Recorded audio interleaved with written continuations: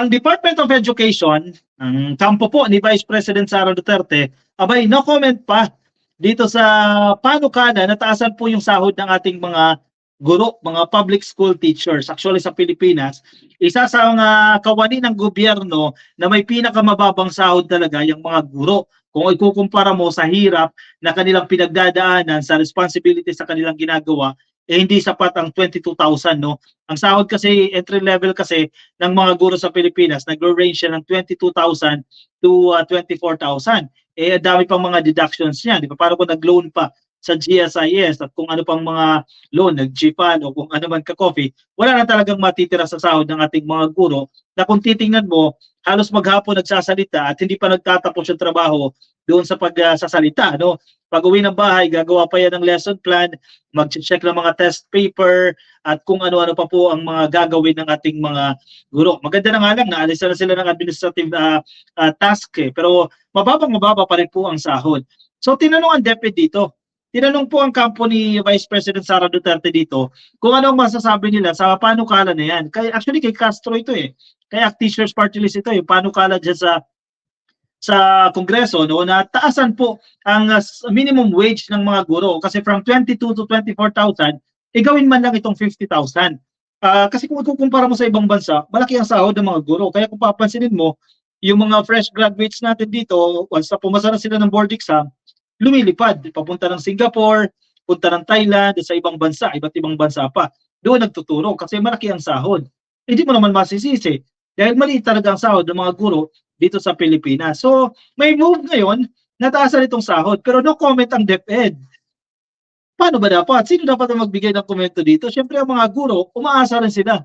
Ano ba? Saan ba patungo ito? May aasahan ba tayo sa leadership, etc., etc.? Kailangan din nila ng sagot. Anyway, ano yung sagot? Baka valid naman talaga yung sagot ng DepEd dito, no comment. Valid ba ito? Anyway, sige, basahin natin. Baka may pinupunto sila dito sa no comment. DepEd, nasabi ng Philstar, Pilipinas ngayon ito, Philstar, Filipino Star ngayon. DepEd, yan, no comment. Tama ba yun? No comment. Sa panukalang 50,000 minimum salary ng entry level sa mga guro. Actually, kailangan na talaga ng mas maayos na spokesperson. Kasi, minsan kasi, maayos yung intention, hindi maayos yung pagkakasagot sa mga tanong na mi-misinterpret. Diba? Kaya yun ang importance ng pagkakaroon ng maayos na spokesperson at marunong magsalita. Bukod sa naiintindihan yung trabaho, importante yan. Imbis na sumang-ayon o tumutol, tinan mo tuloy, singit ko lang tuloy, nakakantsawan tuloy ang DepEd dito. Kasi, kayo yung concerned agency na dapat sumagot dyan, di ba? Ang mga guro, syempre, naghihintay ng updates yan. Ang taong bayan, naghihintay ng updates. Ang media, of course, dahil DepEd kayo, dapat kayo yung sumagot dito sa mga concerns na ito. Pero kung makukuha mo lang ay no comment, balikan ka sa article. Kung tingnan niyo sa Google, tingnan niyo yung mga article na naglalabasan about sa issue na to. Negatibo ang dating. Parang ang lumalabas tuloy, walang ideya ang DepEd o walang ideya si VP Sara dito sa issue na to kasi ang response lang ay no comment. Diba? Tama ba yun? Samantala kung magaling na spokesperson, kaya niyang mapaligoy-ligoy yan mapabango itong statement na to. Kahit hindi mabango yung statement, no? Anyway, sige. Imbes na sumang-ayon o tumutol, correct? Aantayin muna ng Department of Education ang pananaw ng World Bank tungkol sa issue ng pagtataas ng sweldo ng mga guro sa mga pampublikong paaralan. O yun naman pala may reason naman pala pero dapat hindi na comment. Huwag mo na sabihin na no comment. Sabihin mo na lang, may ongoing na study, kung halimbawa ako ang spokesperson dyan, no, may ongoing na study o cost-benefit analysis ang ginagawa ang World Bank kasi nagkaroon kami ng partnership, ang DepEd at ang World Bank, nagkaroon ng partnership na magsagawa ng cost-benefit analysis o research, pananaliksik patungkol dito sa pagtataas ng sahod ng mga guro. So until now, hinihintay pa namin yung initial reports or final report ba yan ng World Bank. So until now, i-feed na lang namin kayo, inform na lang namin kayo once na natanggap na namin ang report. Mas okay pa yun, di ba? Hindi pa tayo spokesperson, mas katanggap-tanggap pa yan. Kaysa kapag tinanong ka ng media, anong masasabi mo dito sa proposal na ito, taasan ng sahod? Ang isasagot mo, no comment. Mukhang hindi acceptable yung ganong response. Anyway, yan ang pahayag ni DepEd Undersecretary Michael Powa. Ngayong Webes po, ilang araw matapos ihain ng Makabayan Block ang House Bill number 9920, bagay na nagtatakda sa minimum salary ng mga guro sa 50,000 pesos. Ako agree ako dito. Pero isang suliranin dito kasi napakaraming guro sa buong Pilipinas di ba? Para sa kaalaman din ng ating mga ka-coffee, ang pinakamalaking budget, ang pinakamalaking chunk ng national government budget no napupunta yan sa Department of Education o sa sektor ng edukasyon kasi malaki kasi ang sakop ng DepEd, mga guro, di ba? Sobrang dami ng mga guro sa Pilipinas. So kung magtataas ka lang diyan ng 5,000, malaki yung gagastusin, di ba? Kasi nga marami yung by volume. Kaya yung mga pulis at yung mga sundalo, mabilis na nataasan kasi mas konti sila kung ikukumpara mo doon sa mga teachers. Yun nga lang, Kobe, no? May source yan. Ang ibig sabihin yan, para ma-lessen yung deficit, pag sinabi mo kasi deficit, ito yung budget na kailangan mo, ito lang yung income. So may kulang, di ba? May deficit tayong tinatawag.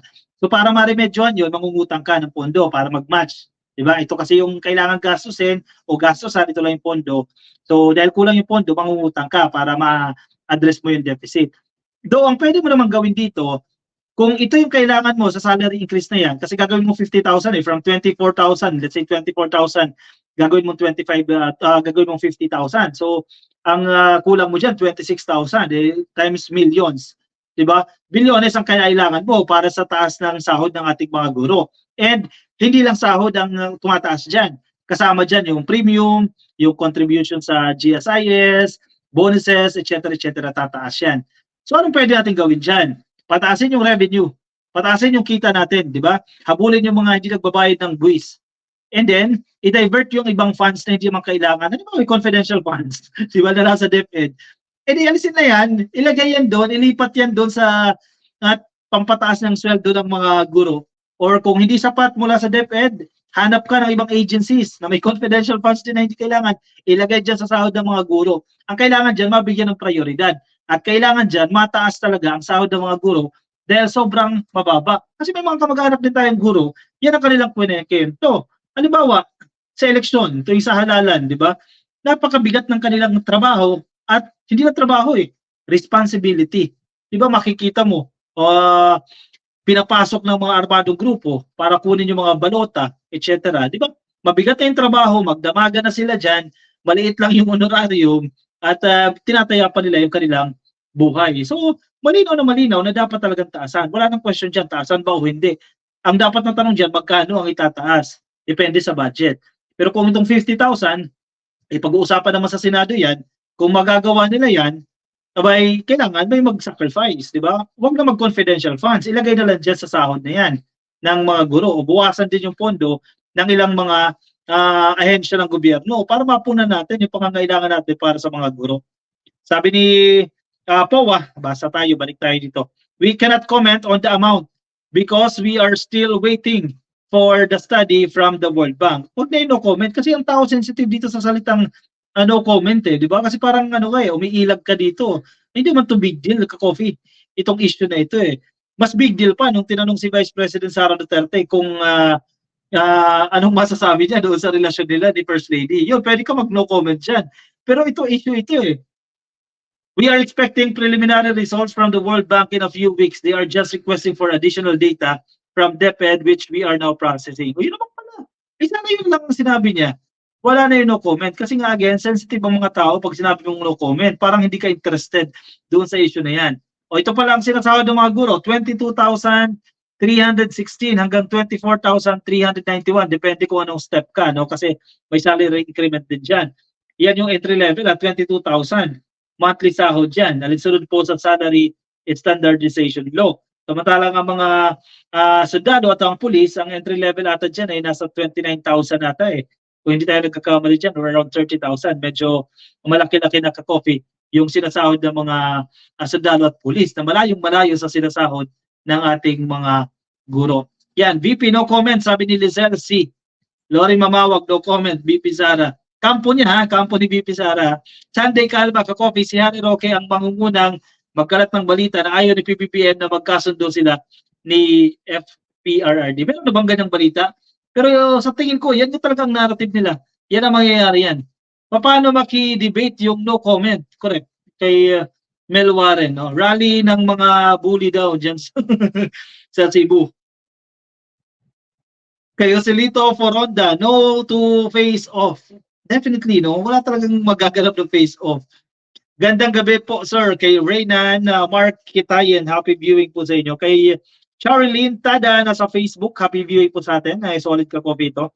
Kay Ma'am Leti Guinea, kay Jorsal Belgado, Jesse De Los Santos, Luhan. Hello po sa inyo. At kay Tet Valenzona, kay Juliet Atipon, at kay Minmin Mendoza. Happy viewing po sa inyo. Kaya sa mga ka-coffee natin na nasa Facebook, ha? Baka hindi pa kayo nakafollow sa ating Facebook page. Pakinan po. Click lang po ng follow or like dyan sa Facebook. At kung nasa YouTube naman po kayo, ay i-click lang po ang subscribe. Sige, kuha tayo ng ating coffee. Kung wala pa kayong coffee dyan at move on tayo sa ating next and last topic for tonight.